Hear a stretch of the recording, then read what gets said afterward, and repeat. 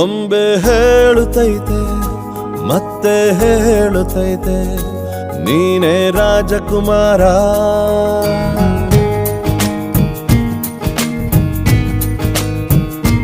ಬೊಂಬೆ ಹೇಳುತ್ತೈತೆ ಮತ್ತೆ ಹೇಳುತ್ತೈತೆ ನೀನೇ ರಾಜಕುಮಾರ.